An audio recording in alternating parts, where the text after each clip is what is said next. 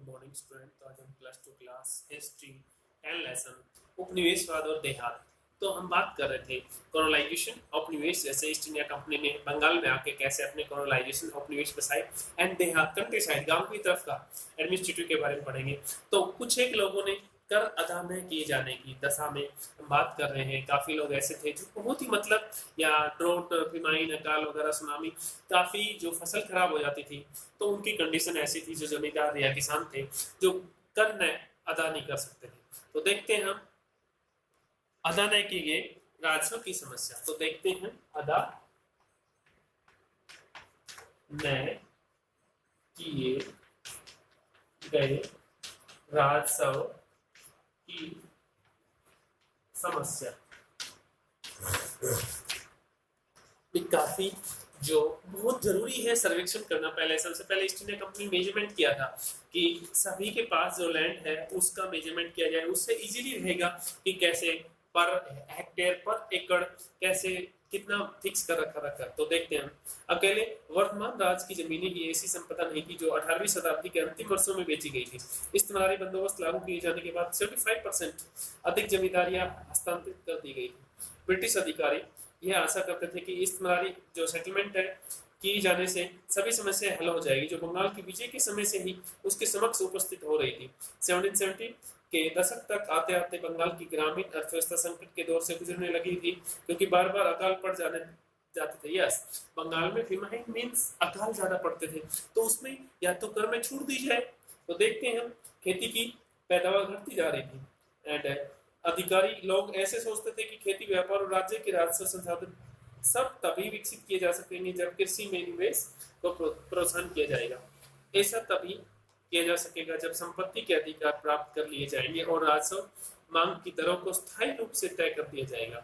यदि राज्य सरकार की राजस्व मांग स्थायी रूप से निर्धारित कर दी गई तो कंपनी राजस्व की नियमित प्राप्ति की आशा कर सकेगी और उद्यमकर्ता भी अपने पूंजी निवेश से एक निश्चित लाभ कमाने की उम्मीद रख सकेंगे, क्योंकि राज्य अपने दावे में वृद्धि करके लाभ की राशि नहीं छीन सकेगा। अधिकारियों को यह भी आशा थी कि इस प्रक्रिया से छोटे किसानों को धनी भूस्वामी का एक ऐसा वर्ग उत्पन्न हो जाएगा जिसके पास भूमि, कृषि में सुधार करने के लिए पूंजी और उद्यम दोनों होंगे। यस, इंटरप्राइज एंड फार्मिंग या कैपिटल। उन्हें यह भी उम्मीद थी कि ब्रिटिश शासन से पालन पोषण और प्रोत्साहन पाकर यह वर्ग कंपनी के प्रति वफादार बना रहेगा। यस, कंपनी से बहुत ही मतलब व्यापार ईस्ट इंडिया कंपनी से। लेकिन समस्या यह पता लगाने की थी कि कौन से व्यक्ति हैं जो कृषि में सुधार करने के लिए साथ साथ राज्य को निर्धारित राजस्व अदा करने का ठेका ले रहे हैं। तो मेन तो गांव का मुखिया ही होता, तो उस टाइम जो सरदार है वही ज्यादा रिस्पॉन्सिबल है, या जो गाँव के पास जिसके पास बहुत ज्यादा प्रॉपर्टी है वो ज्यादा रिस्पॉन्सिबल था कि पूरे गाँव से कैसे टैक्स इकट्ठा किया जाए और कंपनी को कैसे दिया जाए। तो कंपनी के अधिकारियों के बीच परस्पर लंबे वाद विवाद के बाद बंगाल के राजा और तालुकदारों के साथ इस्तेमारी बंदोबस्त लागू किया गया।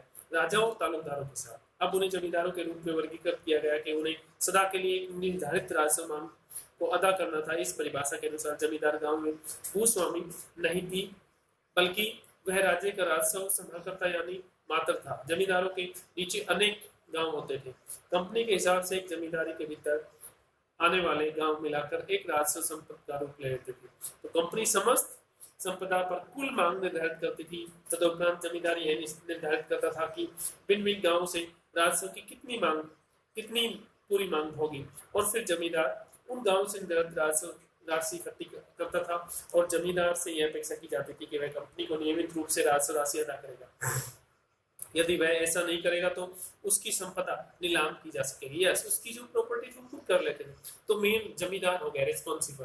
तो राजस्व राशि के भुगतान में जमींदारों क्यों चूक करते थे?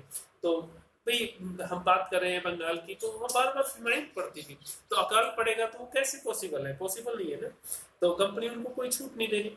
कंपनी के अधिकारियों का यह सोचना था कि राजस्व मांग निर्धारित किए जाने से जमींदारों में सुरक्षा का भाव उत्पन्न होगा और वे अपने निवेश पर प्रतिफल प्राप्ति की आशा से प्रेरित होकर अपने संपदाओं में सुधार के लिए प्रोत्साहन होंगे। किंतु इस मनाली बंदोबस्त के बाद कुछ आरंभिक दशकों में जमींदार अपनी राजस्व मांग को अदा करने में बराबर कोताही करते रहे। परिणामस्वरूप राजस्व को बकाया जो रकमें थी वो बढ़ती गई और जमींदारों कि इस असफलता के कई कारण थे।